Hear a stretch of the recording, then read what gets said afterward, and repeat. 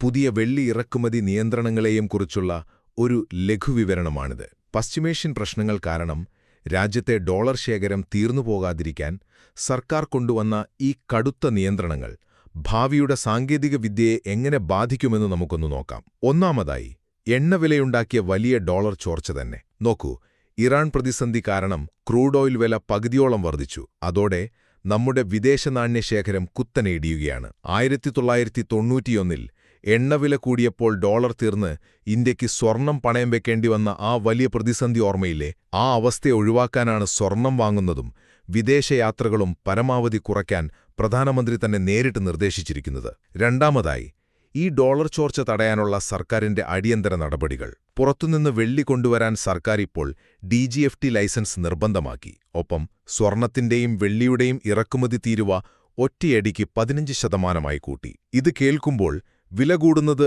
ആഭരണപ്രേമികളെ മാത്രമല്ലേ ബാധിക്കൂ എന്ന് നിങ്ങൾ ചിന്തിച്ചേക്കാം, അല്ലേ? എന്നാൽ യഥാർത്ഥ പ്രശ്നം അതല്ല. അവസാനമായി, ഈ തീരുമാനം നമ്മുടെ ഹരിത ഊർജ്ജ മേഖലയ്ക്ക് നൽകുന്ന വലിയ തിരിച്ചടിയാണ്. ഇന്നത്തെ കാലത്ത് വെള്ളി വെറുമൊരു ആഭരണമല്ല. ഇലക്ട്രിക് വാഹനങ്ങളും സോളാർ പാനലുകളും നിർമ്മിക്കാൻ വെള്ളി അത്യാവശ്യമാണ്. നമുക്കാവശ്യമായ വെള്ളിയുടെ 80% വിദേശത്തു നിന്നാണ് വരുന്നത്.